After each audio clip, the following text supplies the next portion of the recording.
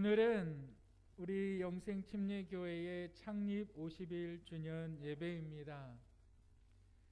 51년 동안, 반세기가 넘는 시간 동안 하나님께서 우리 예배를 받으시고 또한 주님 오시는 그날까지 우리 예배를 받으실 줄 믿습니다. 이 자리에서 함께 예배드린 모든 성도님들 한 사람 한 사람이 정말 하나님께서 세우신 귀한 분들임을 다시 한번 축하하며 서로에게 격려의 박수를 한번 올려드리겠습니다. 한번 따라 하시겠습니다. 참 좋은 우리 교회. 우리 교회. 참 좋은 우리 교회. 여러분, 한국에서 제일 좋은 교회가 어느 교회라고 생각하십니까? 저기 강남에 있는 아주 크고 화려한 그러한 교회가 참 좋은 교회일까요? 물론 좋은 교회입니다. 큰 교회나 좋은 교회들을 비하하는 것은 절대 아닙니다. 그런데 한번 이렇게 생각을 해보시길 바랍니다.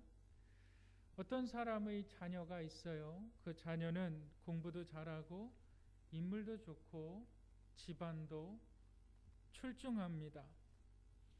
어느 한 곳에 부족함이 없는 자녀가 있습니다. 그 자녀에 비해서 내 자녀를 비교해 보면 그렇다고 공부를 그렇게 잘하는 것도 아니고 인물이 썩 좋은 것도 아니고 머리가 좋은 것도 아니고 그렇다고 부모들이 물질을 많이 쌓아둔 것도 아닙니다. 그렇다고 해서 저 출중한 사람의 자녀와 내 자녀를 바꿀 수 있습니까? 바꿀 수 없습니다. 저는 저에게 있어서 어떠한 교회 성도들이, 장로님이, 권사님이, 어떠한 교회 집사님이 참 믿음이 좋더라, 참 훌륭하더라. 그런데 그 모든 사람들보다 우리 영생침례교회의 장로님들과 영생침례교회의 권사님들과 우리 성도님들, 집사님들 한 분 한 분들이 더 좋은 신앙을 가지고 있고 더 좋은 믿음을 가지고 있다라고 저는 확신합니다. 왜 그럴까요? 바로 나의 교회에, 우리 교회에 함께 신앙생활을 하는 분들이기 때문에 그렇습니다. 그렇기 때문에 내가 신앙생활을 하는 우리 교회, 참 좋은 교회입니다. 세상의 그 어떤 교회들보다 비교할 수 없을 정도로 내가 속해 있기 때문에 참 좋은 교회라는 사실을 믿으시기를 바랍니다. 내가 속해 있습니다. 나라는 사람은 정말 소중한 사람입니다. 내 생명을 그 무엇과도 바꿀 수 없지 않습니까? 한 번밖에 살지 못하는 그 나라는 귀한 존재가 이곳에 모여서 예배드리고 함께 믿음을 쌓아가는 이 영생침례교회, 참 좋은 교회입니다. 그런데 우리는 참 좋은 교회로서 만족해서는 안 되고 우리는 더 좋은 교회가 되어져야만 하며 더 위대한 교회가 되어져야만 합니다. 창립 51주년 쉬운 첫 번째 51번째의 생일을 맞이한 우리 영생침례교회를 향하여서 하나님께서 귀한 말씀을 주실 때에 그 말씀이 저와 여러분들에게 도전이 되시기를 바랍니다. 참 좋은 우리 교회에서 우리가 기억해야만 하는 첫 번째는 한번 따라 하시겠습니다. 하나님께서 나를 택하셨다. 네, 우리 한번 에베소서 1장 3절과 4절 한번 읽겠습니다. 시작. 찬송하리로다. 하나님 곧 우리 주 예수 그리스도의 아버지께서 그리스도 안에서 하늘에 속한 모든 신령한 복을 우리에게 주시되 곧 창세전에 그리스도 안에서 우리를 택하사 우리로 사랑 안에서 그 그 앞에 거룩하고 흠이 없게 하시려고. 우리 영생침례교회를 위해서 우리 한 사람 한 사람이 택하심을 받았다. 본문은 에베소 교인들을 향하여 사도 바울이 쓴 편지입니다. 그 에베소 교인들은 바로 예수 그리스도를 믿는, 예수 그리스도의 죽으심과 예수 그리스도의 부활하심과 예수 그리스도의 다시 오심을 믿는 그 믿음을 가진 에베소 성도들에게 보내진 편지이기 때문에 그 믿음을 가지고 있는 오늘을 살아가는 성도들에게도 동일하게 적용되어지는 말씀입니다. 그 말씀 가운데 이렇게 말하고 있습니다. 창세전에 그리스도 안에서 우리를 택하셨다. 택했다. 택하다는 것은 선택했다라는 뜻이죠. 선택이라는 단어의 뜻이 뭡니까? 나의 필요에 의해서 내가 골라낸 겁니다. 이것을 선택이라고 말합니다. 하나님께서 우리를 선택하셨다. 창세전에, 만물이 있기 전에 그의 놀라운 지혜와 그 뜻을 우리가 발견할 수는 없지만 하나님께서 우리를 택하셨다. 그리고 하나님께서 왜 우리를 택하셨는가? 더 좋은 교회로 만들기 위해서, 더 위대한 교회로 만들기 위해서. 그래서 본문 1장 4절에서는 이렇게 이야기하고 있습니다. 우리로 사랑 안에서 그 앞에 거룩하고 흠이 없게 하시려고 우리를 택하셨다. 여러분, 흠은 뭡니까? 흠이 뭐지요? 흠은 결점이에요. 흠이 뭡니까? 흠은 부족한 거예요. 하나님께서 우리를 택하신 이유는 흠이 없게 하시려고, 부족함이 없게 하시려고 우리를 택하셨다. 그래서 여기서 흠이라는 것은 우리가 죄라는 단어로 바꾸어서 해석할 수가 있습니다. 죄 없게 하시려고 하나님께서 우리를 택하셨습니다. 그리고 택하신 이유는 하나님께서 너희에게 흠이 없게 하시려고, 죄가 없게 하시려고 우리를 택하셨다라는 거예요. 여러분, 우리의 삶에는 참 흠이 많이 있어요. 결점이 많이 있어요. 여러분들 자신을 스스로 한번 돌아보시길 바랍니다. 아니면 내 자녀들, 내 가족들을 한번 생각해 보시기 바랍니다. 내 자녀들, 내 아들, 딸, 쟤는 다 좋은데 좀 뭐만 좀 고쳤으면 좋겠어. 우리 자신에게도 그렇게 말할 때 있지 않습니까? 나는 인내가 부족해. 나는 흠이 많아. 다시 말해서 나는 죄가 많은 사람들이야. 나는 죄가 많은 사람이야. 그런데 이 흠을 하나님께서 없애주신다라는 거예요. 이 하나님께서 우리를 택하심으로 말미암아 하나님께서 이 흠을 가리워 주셔서 완전한 자로 하나님께서 세우신다.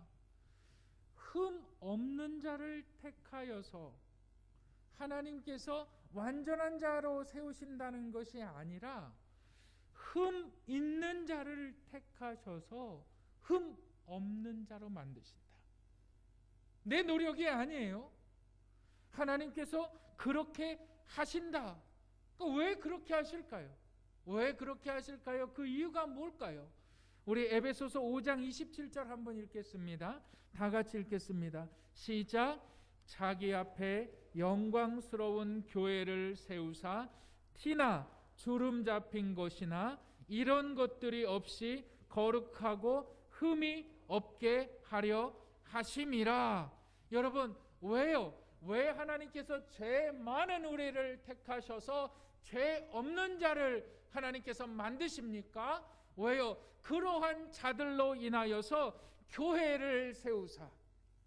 교회의 부흥은 여러분 여기에 있는 것이고, 교회가 더 좋은 교회가 되고 더 위대한 교회가 될 수 있는 방법은 바로 여기에 있는 거예요.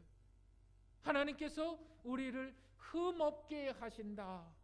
하나님께서 우리를 택하셔서 우리를 흠없게 하신다. 날마다 우리가 자라난다. 우리의 잘못된 성품들이, 우리의 삶의 잘못된 습관들이, 우리의 삶의 모난 부분들이 닦아지고 또한 다듬어지고 그리스도의 장성한 인격으로 자라남으로 그 사람들로 인하여서 교회가 세워지는 것이다. 그게 하나님의 택하심의 목적이다.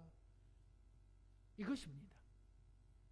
여러분, 하나님께서 여러분들 택하셨어요. 그 사실을 믿으시면 아멘 하시길 바랍니다. 아멘. 여러분, 요즘 많은 분들이 유튜브를 시청하고 또 유튜브를 합니다. 그런데 유튜브를 보면 정말 많은 정보들이 너무나 많아요. 우리나라에 제일 잘 나가는 소위 유튜버 중에 제인이라는 유튜버가 있습니다. 그 유튜버의 구독자 수가 얼마냐면 644만 명이에요. 그래서 이 유튜버 제인은 한 달에 벌어들이는 한 달의 수입이 얼마라고 생각하세요? 여러분, 얼마 정도 생각하십니까? 놀라지 마세요. 6억 9,700만 원입니다. 6억 9,700만 원을 한 달에 벌어요. 뭐가 그렇게 대단한가? 저 가서 봤어요. 여러분, 뭘 찍을 것 같아요? 대단한 지식인이 아닙니다. 어떠한 화려한 아름다움을 가진 사람도 아니에요.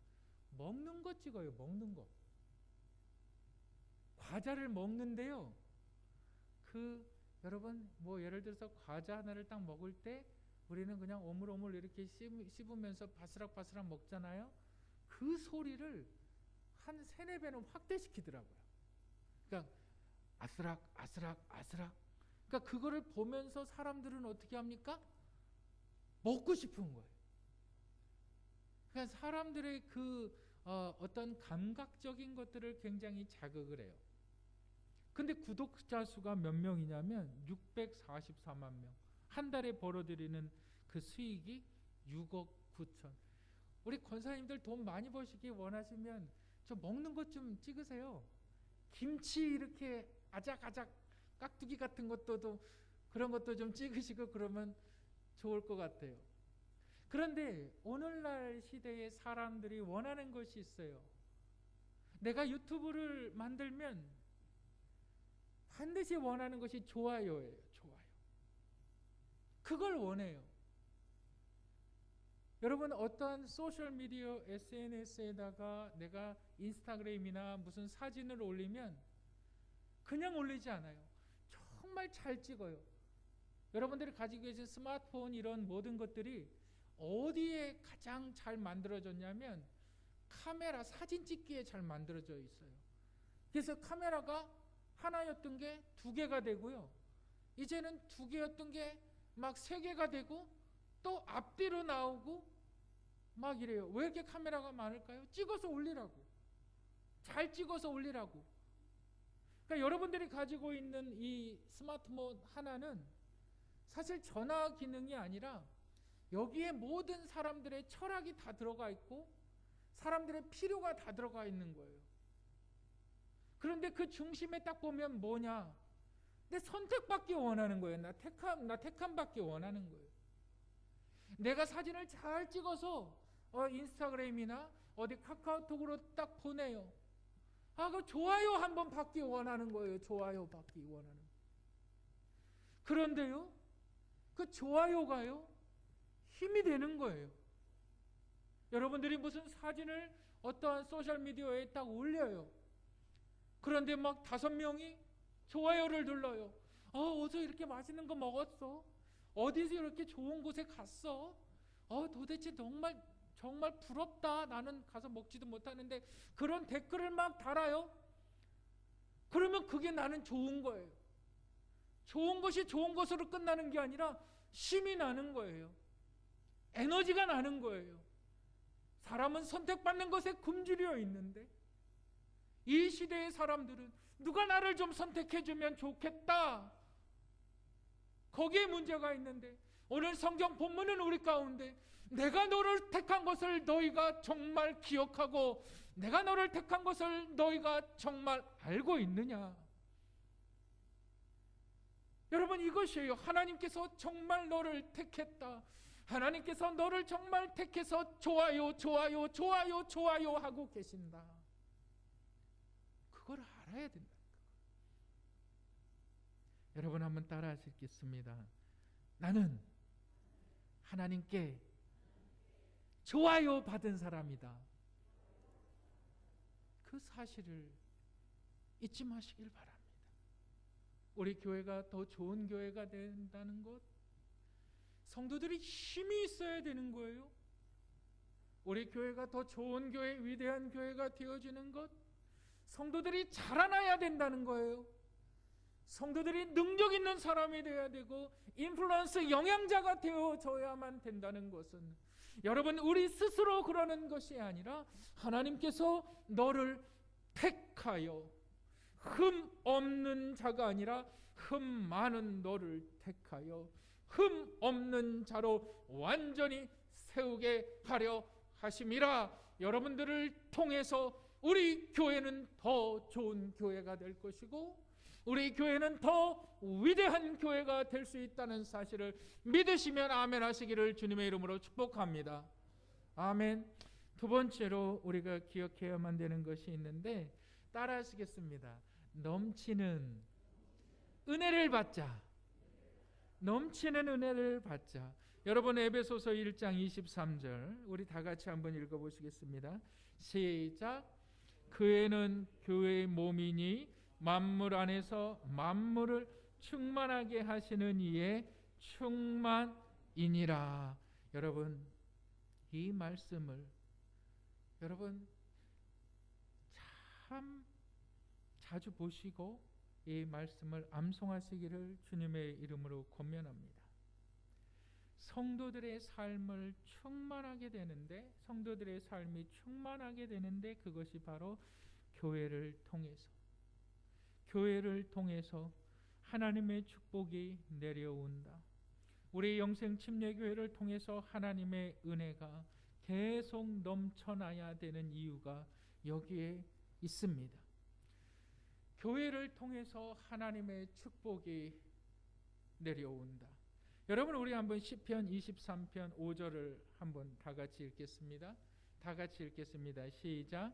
주께서 내 원수의 목전에서 내게 상을 차려주시고 기름을 내 머리에 부으셨으니 내 잔이 넘치나이다. 여호와는 나의 목자시니 내가 부족함이 없으리로다. 주께서 내 원수의 목전에서, 나의 어려운 상황에서 내게 상을 차려주시고 내 머리에 기름을 부으셨으니 내 잔이 넘치나이다. 왜 넘칠까요? 내 잔이 만족하나이다. 잔은 자신을 말하거든요. 내 인생이 만족하나이다 라고 표현하지 않고 내 잔이 넘치나이다 이렇게 표현하고 있어요. 여러분, 여기를 한번 보세요.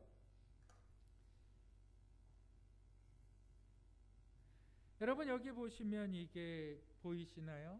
잔이지요, 잔. 그런데 이 잔을 지금 시편 기자는 이렇게 하고 있어요. 여러분, 이 잔에 물을 부으면 어떻게 될까요? 아직은 안 넘쳤지요. 그런데 계속 부으면 어떻게 될까요? 확실히 넘칠까요? 안 넘칠까요? 넘치겠지요. 한번 확인해 볼까요? 어떻게 될까요? 확인해 볼까요? 계속 부어 볼까요? 넘쳤지요? 넘쳤어요. 시편 기자가 주의 은혜가 나에게 넘치나이다. 넘친다는 건 뭘 말하는 걸까요? 흘러갑니다. 나로 만족하는 것이 아니라 주의 은혜가 나에게 부어져서 그 은혜가 흘러갑니다. 이 뜻이거든요. 우리 교회의 성도들을 통해서 하나님의 은혜가 부어져서 그 은혜로 인하여서 부족한 내 자녀들이, 결점 많은 내 가정들이, 결점 많은 내 주위의 사람들이 그 결점들 많은 사람들에게 흘러간다라는 거예요. 이것이 바로 은혜라는 말이고, 이것이 하늘로부터 내려오는 축복이라고 말합니다. 여러분, 우리는 세상에 살아가다 보면 세상에서 받는 즐거움들이 참 많이 있습니다. 세상이 주는 좋은 일들이 여러분 많이 있어요. 여러분 자녀가 공부를 잘해서 좋은 대학에 들어가고 좋은 직장에 들어가고 어느 날 손주를 낳고 손녀를 낳고 참 기쁘고 즐거운 일이지요. 내가 정말 원하는 것들, 내가 질병에서 좋은 의사를 만나서 내 고통 중에 있던 그 질병에서 고침받고, 또한 내가 어디에 투자했는데 갑자기 그것이 잘 돼가지고 내가 큰 이익을 보는 거, 그 좋은 일이지요. 기쁜 일이지요. 세상이 우리에게 주는 기쁨의 일들이 있어요. 그것을 우리는 복이라고 말해요. 이것을 영어로 얘기하면 행운이라고도 말해요. 어떤 사람이 지나가다가 딱 갑자기 길거리에서 5만 원권 하나를 딱 발견해서 주서요. 복 받았네, 이렇게 얘기해요. 근데 그 복이라는 뜻을 살펴보면 우연히 발생되어지다. 내가 치밀한 계획을 짜서 내가 몇 날 몇 시에 정말 이 창동 어느 골목을 지나가면 그때 정확히 5만 원권이 떨어져 있을 것이다, 내가 계획 세운 게 아니라 그냥 길거리 가다가 그냥 내가 어디에 투자해 보니까 그냥 이게 갑자기 그냥 올랐더라. 이게 복이라는 개념. 우연히 발생한 것이 복이다, 이런 개념. 근데 하나님께서 우리를 축복하시는 축복의 개념은 전혀 달라요. 여러분, 하나님의 축복을 받는다, 이 축복이라는 말은 하늘로부터 오는 하나님의 축복이라는 말은 blessing이라는 단어예요.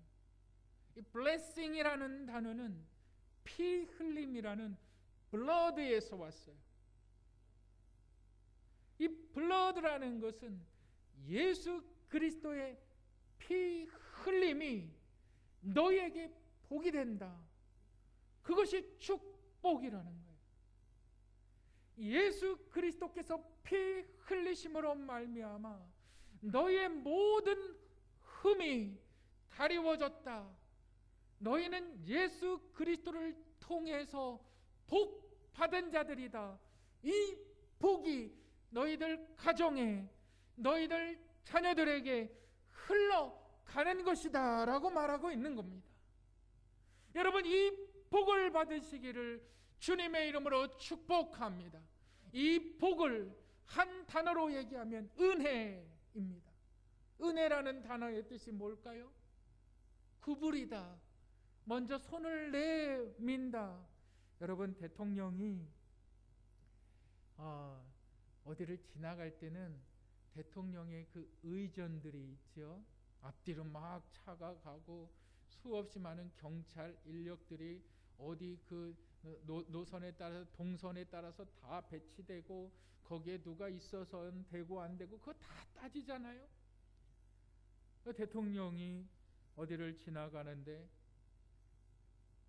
많은 사람들을 끌고서 데리고 함께 지나갑니다. 그때 시민들이 나와서 대통령을 막 환영합니다.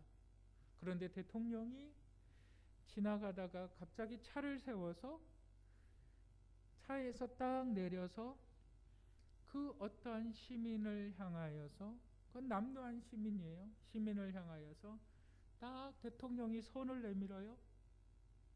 그리고 손을 꼭 잡아줘요. 요즘 코로나로 고생이 많으시죠? 요즘 살기 참 어려우시죠? 힘내시기 바랍니다. 대통령의 손을 맞잡은 사람은 아마 집에 가서 손도 안 씻을 거예요. 나 같은 사람이 뭔데 나의 손을 이렇게 잡아주셨을까? 아마 평생 죽는 날 동안 대통령의 팬이 될 겁니다. 나 같은 사람이 뭔데 그분이 나에게 손을 잡아주실까? 여러분, 그것을 은혜라고 말합니다. 예수 그리스도의 은혜는 죄인들을 향하여서 예수 그리스도께서 구부러 주신 거예요. 낮고 낮은 이 땅에 인간의 몸을 입고 오셔서 손을 잡아주신 거예요. 너의 모든 죄값을 내가 대신 지겠다라고 말하는 거예요. 그것을 깨닫는 것이 은혜예요. 날마다 우리의 삶에 은혜가 필요합니다. 그런데 이 은혜를 우리는 어떻게 받을 수가 있을까요? 여러분, 이 은혜를 어떻게 우리는 누릴 수가 있을까요? 여러분, 마가복음 5장 24절에 보면 12년 동안 혈루병을 앓고 있던 여자가 나옵니다. 등장합니다. 혈루병이라는 게 뭘까요? 12년 동안 생리가 끊이지 않았다는 거예요. 부인병이거든요. 12년 동안 계속 피 흘리는 거예요. 여러분, 그 모습이 어땠을까요? 제가 이것을 좀 생각하면서 이 여성의 정말 그 여성들 그 생리 때 쓰는 거 있잖아요. 생리대 같은 거. 굉장히 12년 동안 그거를 매일 썼다. 돈이 얼마나 들어갔을까? 또 이 여성의 삶은 어땠을까? 비참하지 않았을까요? 또 유대 사람들은 그 당시에 이러한 병을 굉장히 부정적으로 보았어요. 네가 잘못했기 때문에 그러한 몹쓸 병이 너에게 임했다는 거예요. 이 여인의 삶이 어땠을까요? 그런데 이 여인이 어느 날 소식을 들어요. 자신의 병을 위해서 정말 용하다는 한의사는 다 만나보고 용하다는 의사들은 병원은 다 찾아가 봤어요. 약은 다 먹어봤어요. 강남에서 유명하다는 병원도 가보고 어디도 다 진단을 해봤어요. 잠깐 멈추는 것 같아요. 그런데 멈춰지질 않아요. 근데 이 여인이 어떻게 소식을 듣게 됩니다. 예수가 어느 날 이 마을을 지나간다더라. 이 여인이 어떻게 합니까? 예수는 나의 병을 고칠 수 있을지도 몰라. 여러분, 우리 한번 마가복음 5장 27절 한번 읽겠습니다. 다 같이 한번 읽어보실까요? 시작. 예수의 소문을 듣고 무리 가운데 끼어 뒤로 와서 그의 옷에 손을 대니 28절 읽어보실까요? 시작. 이는 그가 그의 옷에만 손을 대어도 구원을 받으리라 생각함일러라. 28절 누구 생각입니까? 그 여인의 생각이에요. 여기서 구원이라는 것은 내가 영생을 얻을 것이야 이 생각이 아닙니다. 여기서 구원이라는 것은 내가 예수라는 사람을 만나서 그의 옷자락에만 손을 대어도 내 병이 나을지 몰라라고 생각한 거예요. 그리고 그 생각은 정확히 예수가 가는 길에서 이 여인을 맞이하게 되는 겁니다. 이 여인은 그 자신이 없었어요. 예수의 앞에 갈 자신이 없었어요. 그래서 어떻게 합니까? 무리들 뒤로 가는 거예요. 부정한 여인이라고 사람들이 욕하니까. 그리고 나서 어떻게 합니까? 예수의 옷에 손을 댑니다. 어떤 일이 벌어졌을까요? 마가복음 5장 29절 읽어보겠습니다. 5장 29절 시작. 이에 그의 혈로 근원이 곧 마름에 병이 나온 줄을 몸에 깨달으니라. 누가 알았어요? 누가 알았어요? 자신이 알았어요. 병이 나았어요. 그런데 병만 나은 것으로 끝나는 것이 아니에요. 우리 마가복음 5장 34절 한번 읽어보실까요? 다 같이 읽겠습니다. 시작. 예수께서 이르시되 따라 내 믿음이 너를 구원하였으니 평안히 가라 내 병에서 놓여 건강할지어다. 여러분, 이것이 바로 은혜입니다. 우리가 은혜를 받기 위해서는 은혜의 자리에 있어야 하는 것입니다. 은혜의 자리는 어디입니까? 예수가 지나는 그곳이 은혜의 자리입니다. 오늘날 얘기하면 여러분, 은혜의 자리는 어디입니까? 주의 복음의 말씀이 선포되어지는 참 좋은 우리 영생침례교회의 이 예배의 자리가 은혜의 자리라는 사실을 믿으시기를 주님의 이름으로 축복합니다. 이곳에서 주의 말씀이 선포되어집니다.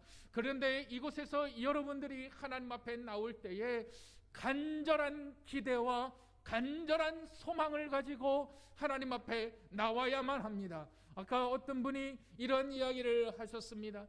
나의 작은 소망이 이루어지길 기대합니다. 그러한 기대가 있어야만 됩니다. 예배를 통하여서 하나님 앞에 기대가 있어야만 되는 거예요. 예배를 통하여서 하나님께서 들어주셔야만 한다는 것, 예배를 통하여서 하나님만이 이룰 수 있다는 그러한 기대 가운데 여러분들이 예배를 들으실 때에 여러분들의 삶의 모든 문제는 예배를 통하여서 흘러가는 줄 믿으시기를 주님의 이름으로 축복합니다.